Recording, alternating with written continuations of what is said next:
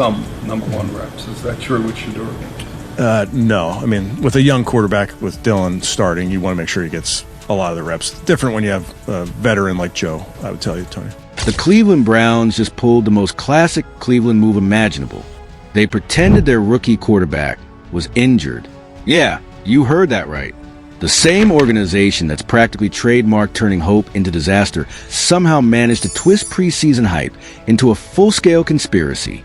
One moment, Shedeur Sanders was tearing through training camp, mic'd up, focused, and firing bullets like he owned the field. The next, he disappeared. No footage, no limp, no medical documentation. Just a sudden injury. So vague it could have been invented by a stage magician. Fans weren't fooled for a second because none of it sounded like precaution. It screamed panic.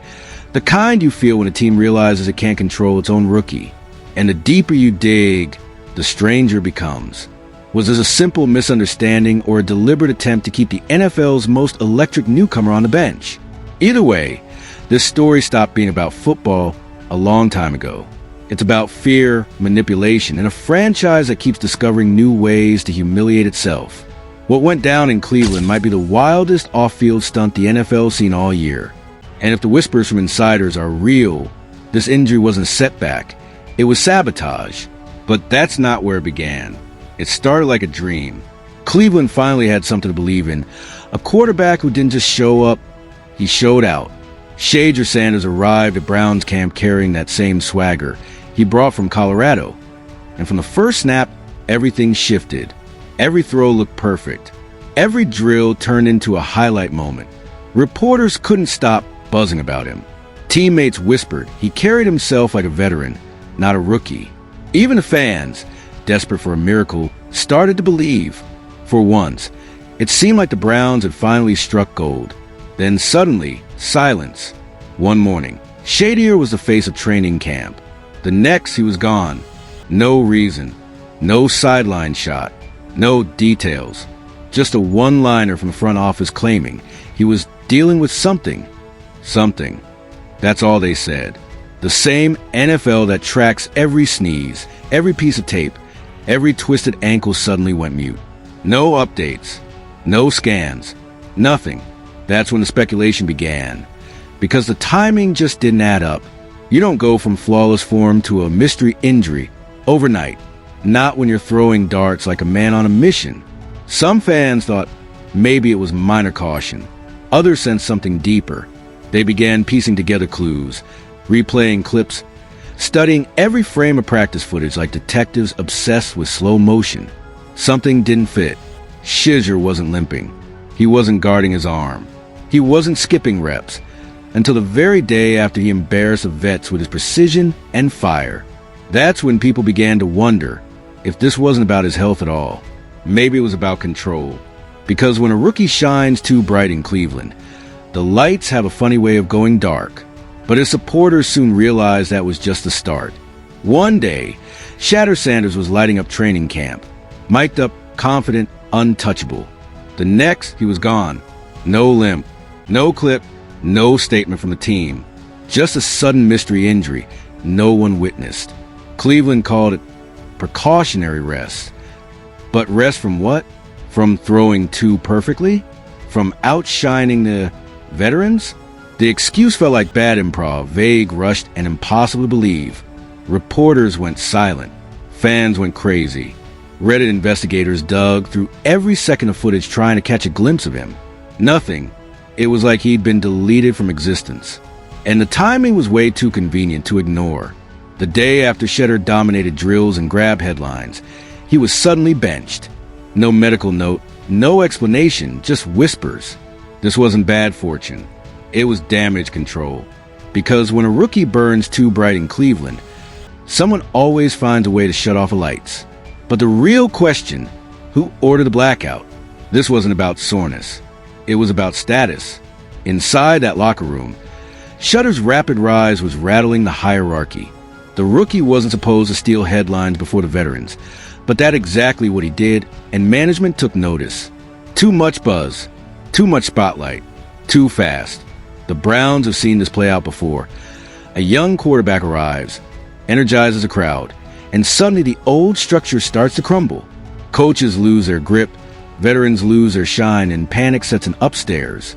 So instead of letting Shedeur keep building momentum, they slammed the brakes, hid him behind a fake injury, cooled the blaze before it spread.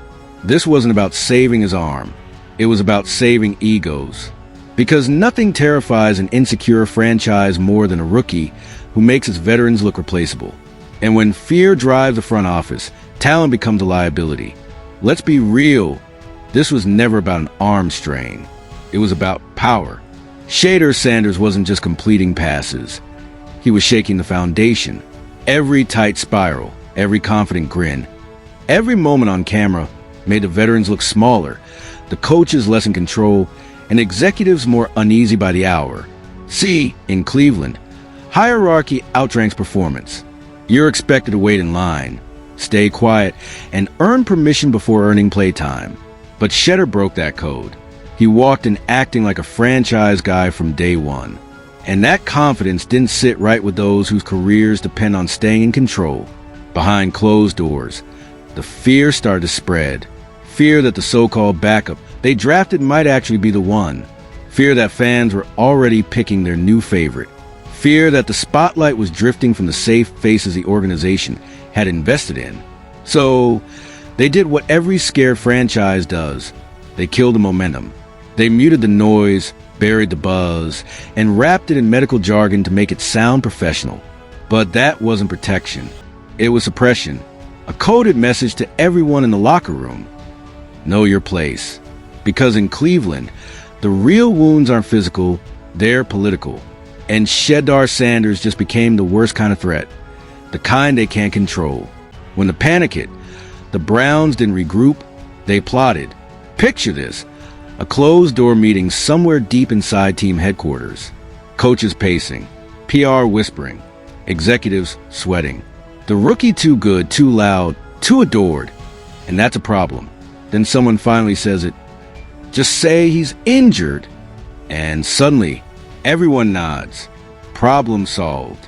They didn't need evidence, just a headline, some vague mention of tightness or soreness. The kind of empty PR talk that vanishes after two news. Cycles. No scans. No footage. No limp. Just a statement crafted to calm chaos. But here's the thing. The fans weren't calm. They were alert. They'd seen this movie before. Every time Cleveland gets close to greatness, the franchise finds a way to suffocate it with protocols and precaution. This time, the excuse was so blatant it bordered on parody. They could have flashed an x-ray of a jelly bean and called a fracture. Reporters laughed it off. Podcasts shredded it. Social media turned the mystery injury into a meme. It wasn't only suspicious, it was insulting. Because what the Browns forgot is that in 2025, you can't fake a narrative in the open. There are too many cameras, too many lenses, too many fans tracking every frame. And once the digging begins, you can't bury truth, no matter how deep you try. But if this whole charade was a cover-up, then who was pulling the strings? And what were they hiding? Every bad cover-up has a motive, and this one was glaring. The Browns weren't shielding Shedeur's arm. They were guarding their hierarchy. Shedeur's momentum threatened the entire chain of command, veterans, coaches, executives, all of them comfortable in their routine. Rookies are meant to stay patient, play safe, and follow orders. But Shedeur didn't come wired that way. He walked in like he already owned the room, and that rattled people. It exposed how outdated, how fragile the organization really was. Because if a rookie from Colorado could outshine million-dollar contracts in his first week, what did that say about their system? So instead of embracing it, they buried it, labeled him injured, slowed the hype, protected the veterans from humiliation, let the press cycle move on. It's crisis management dressed up as player welfare. But here's the irony. Their effort to control the story only made it explode. Fans saw straight through it. The rumor became wildfire, and suddenly the Browns weren't just battling gossip. They were fighting the truth. Because once you fake an injury in an age ruled by cameras and receipts, you don't just lose credibility, you lose control. And that's when the cover-up starts consuming the very people behind it. Let's be honest, This wasn't confusion. It was manipulation. Every action the Browns took after that injury hinted at a calculated agenda. Keep Shedeur Sanders invisible by sidelining him. They could freeze the media frenzy, manage his market value, and shield their starters from being overshadowed. It was sabotage masquerading as strategy. Think about it. No team benches its most talked about rookie for being too good unless they're terrified of what happens if he proves them wrong. Because if Shedeur kept dominating practices, if fans kept chanting his name, the entire depth chart in Cleveland would collapse under pressure. And for a front office that just shelled out a $250 million contract to a quarterback mired in controversy, that kind of competition was radioactive. Too many questions, too many headlines, too many reminders that they may have bet on the wrong man again. So they chose the safest escape. Silence him, hide him, pray the storm passes. But here's the truth. Stars don't dim when you hide them. They ignite. Every day Shedeur sat out, curiosity grew louder. Every vague update, every awkward presser made fans repeat one question. Were they hiding? The Browns thought they were protecting their investment. Instead, they exposed their fear. Because when a franchise starts treating talent like a threat, it's already losing the game. And the fans sensed it. They were ready to make sure the world knew, too. The Browns actually believed they could brush this off quietly. But Cleveland fans aren't naive. They witnessed every shade of dysfunction this franchise has ever served, and this one smelled rotten from the jump. At first, the confusion was subtle. A few fans on Reddit asking, "Wait, did anyone actually see Shedeur get hurt?" Then came the investigation. Supporters started dissecting every frame of training camp footage. Slow motion, zoom-ins, freeze frames, angle by angle, hunting for a single play, one twitch, anything that could justify the so-called injury. Nothing. Not a wince, not a stumble. Just a quarterback dominating one day and disappearing the next.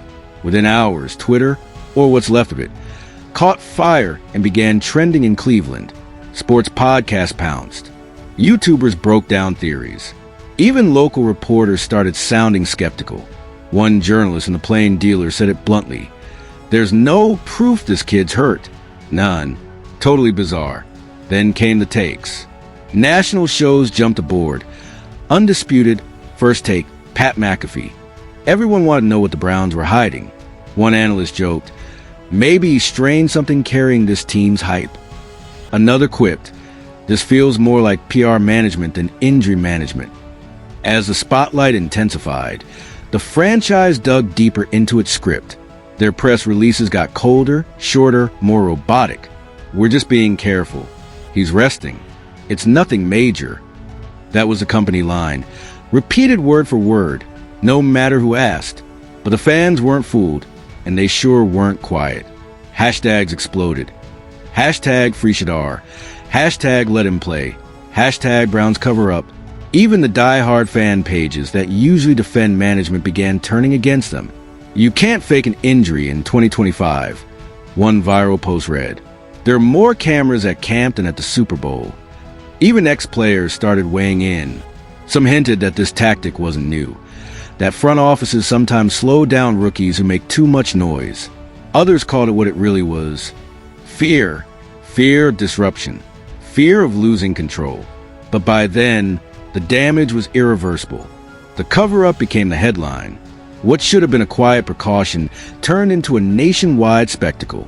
ESPN graphics, YouTube thumbnails, podcasts everywhere, all plastered with Shedeur's name in the same mocking phrase. Mystery injury. And here's the twist. The Browns tried to erase Shedeur from conversation, but instead, they made him the most talked about rookie in the league. Every clip of him firing lasers at camp started going viral again. Every quote, every snippet magnified by outrage. The harder they tried to silence him, the louder his legend grew. Because you can't hide electricity. You can't fake silence when the entire internet is demanding noise. And in the end, Cleveland's so-called precaution didn't just collapse. It confirmed everything the fans have been saying for years. This franchise isn't cursed. It's self-destructive. And this time, the fans weren't letting them get away with it.